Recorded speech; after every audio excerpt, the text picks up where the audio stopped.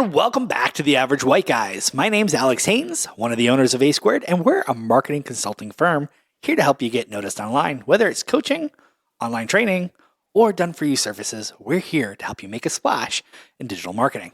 And I'm here with the illustrious, golden, real in life sitting in front of me. I know, I can't believe it myself. Oh my goodness, he's here. Justin Scouten. Say hi, Justin. Hey everybody, this is Justin with Community Real Estate Services and LLW Properties. You like that little intro? I was just thinking about it that if anybody ever wants to feel good, come on this podcast and have Alex introduce you. It'll just really stimulate you. It will. That is my goal every week, to make you feel a little bit better about yourself, because you are amazing. And I think we're going to talk about that a little bit, mostly about how Justin is amazing, but what else? This is about bringing out the best in you. There it is, the best in you. Sometimes that's Folgers in your cup. But no, on a serious note, I thought it'd be interesting to talk about something that helped really propel me to be amazing at what I do. A long time ago, in a land far, far away, there was a little book that was introduced to me called The 4-Hour Work Week. And what I got out of that was totally different than probably what I should have gotten out of it. The 4-Hour Work Week is a great book that talks to you about how to outsource and hire people to do jobs that you aren't very good at, and help you work 4 hours a week, in essence, and really focus on what you're good at. What I took away kind of changed my life, and I'm kind of glad I took the wrong thing away from it. I took away this fact. Instead of trying to do all the things you're not good at and waste time doing things that other people are good at, focus on the one thing you're good at. Just focus on that one thing and put all your time and energy at being the best at that one thing. It's totally upside down from what the world teaches us. The world teaches us, hey, if you're bad at something, spend all this time, dump all your time at getting better at it, because how could you be bad at anything? That's awful. You're a failure then. Instead of saying, hey, you're good at something, just focus on that. So it's interesting when you bring up something like that, because I look at my life as more of an average, and I don't have that one thing I'm dynamite at. I'm good with athletics, but I suck at sports overall. And meaning that I'm never going to win tournaments, championships, or anything like that. And you need to learn to accept that just because you're not the best at something doesn't mean you can't be great at something. And you helped me with this podcast when we were getting ready for it, explore like, okay, what am I good at? What I think I'm great at? And some of those things are, I'm good with leadership. I think people in the office love coming to me for answers, and they love just talking with me, and we try and come up with solutions. I try and bring that into my family to be a good leader for my family. And that's trying to teach my kids how to be the best version of who they are. And so sometimes you hear people talk about being the best at something, and you just need to take a step back and go, what are the things that I am great at, that I excel at, that make me the whole person of who I am? I think that's huge. And for our audience out there, I'm going to give you a couple tricks on how to figure that out. First trick, if you do it without thinking about it often. For example, until recently, I wasn't a consultant. But you know what I did all the time for free? Consult. Yeah, I was consulting. My business partner had to basically almost slap me upside the head and be like, why aren't we charging for this? You do this with every client. You sit down with them. You talk about the plan. You lay it out for them. You even deliver a plan, and you do it for free. That's called consulting. You should charge for it. And I didn't believe him because it was too easy, and I just did it without thinking about it. And people constantly came to me for that help. How could I charge for something that was easy? Turns out I was good at it. You know, it's also things like, I think I am the best in our business. But when we were talking about trying to find out what I'm the best in, I don't look at the business per se. I look more personally, I reflect on who I am.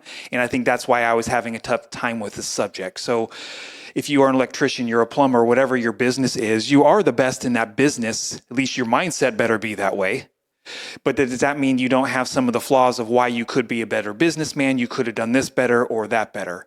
And I think that's what we need to look at as entrepreneurs, of how do we look to make sure that we are being the best version of ourselves. And sometimes it takes a multiple of attributes to make us that best person.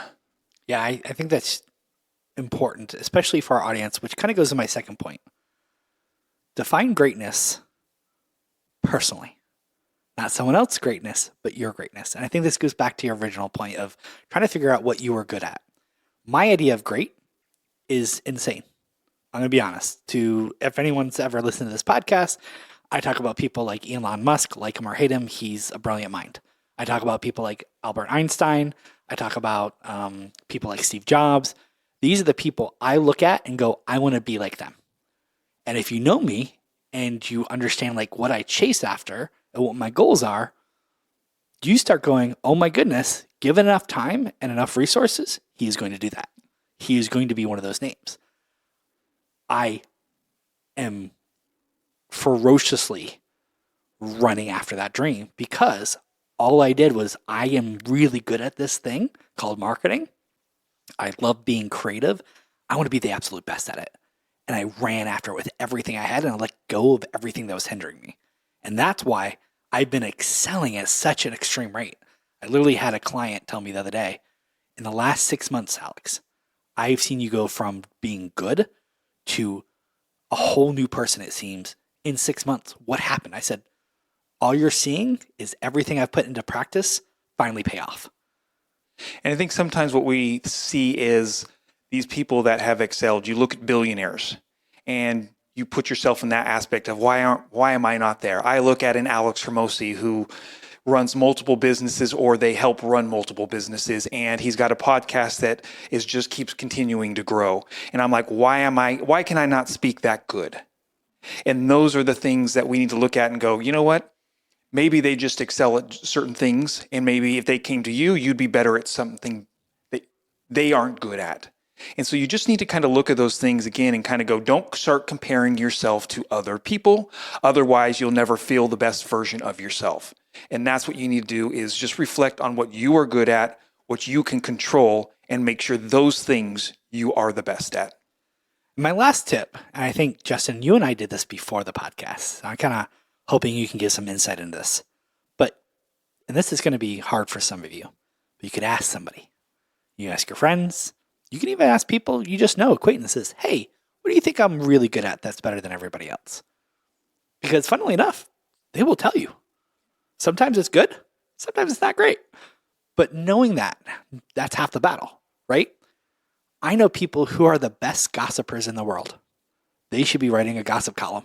I know it's funny, but they should be writing a gossip column.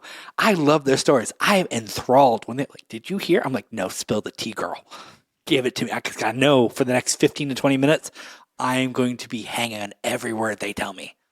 Okay? Now, typically, that's not something people are excited about. But if you understand what you're good at and someone tells you, you start getting really creative with what you can do with that. And I think it's hard because sometimes you don't want to hear the bad things that might come out of this. But when I kind of broke down to you that I was like, I can't think of what I'm the best at. You gave me 7 different things that right off the bat that I was going, damn, I am pretty good at that. And so having that feedback and that go to that best friend, go to your family member that you completely trust and get that little bit of inspiration there that you can say, yes, I am good at that. Thank you for the feedback. And I'd like to preface this, and this is dangerous, what I'm about to say. This is a little bonus tip, only for those who are brave. The phrase I like to use with my business partner is, I need you to be brutally honest. And I say it that way because as friends, as people we work with each other, sometimes we will tiptoe around stuff. And I ask people, and I tell even my clients, I need you to be brutally honest. Do not sugarcoat this. Do not tiptoe around the issue. If you're brutally honest, I will get very clear data. I want to know exactly what I'm really good at. And sometimes you won't believe what you're good at. Even though we now are a consulting firm, right?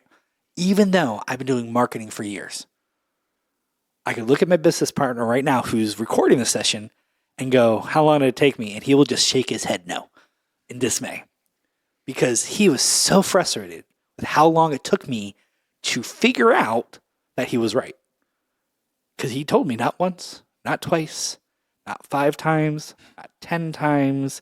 I'm not going to say the actual number because it's depressing. it was a lot. It took me to hear it multiple times to even then test it before I actually believed it. And now that we're all in, I'm there. But for you out there who's listening to this podcast, it's okay if you don't get it the first time. Just keep at it because eventually it will finally click.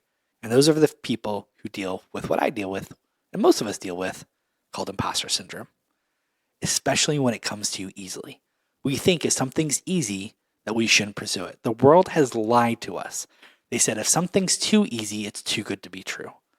The reality is, if it's easy, all you need to do is take the time, become the best at it. Right? It's that practice makes perfect. But if you're good at it already, and then you put in that practice, watch out. Where could you go? Oh, that was a question to me. Yeah, where could you go? Oh, where could you go? There are just too many aspects to really go with that. I mean, you can go with your health, you can go with your relationships, and it just all takes the time to put into it. But like you said, and to wrap this up, it's getting that feedback. It's making sure you're asking that person that you trust and letting them tell you the good and the bad. So as we wrap this up, a couple things for our audience, especially if you're business owners. One of the tricks to this is letting go what you're not good at. The book talks about figuring out your hourly wage. If you make $100 an hour and it's going to take you 2 hours to do a project, that's going to cost you $200. And if someone can do it for $50, you should have them do it because you just saved $150. Instead, you could spend that time on what you're good at and make that money. That's a very simple boiled down version, but start working on letting things go. Push off the things to people who can do it better than you, faster and cheaper, and focus on what you're good at. Well, I hoped this podcast was a help to you, an encouragement to be the best version of yourself.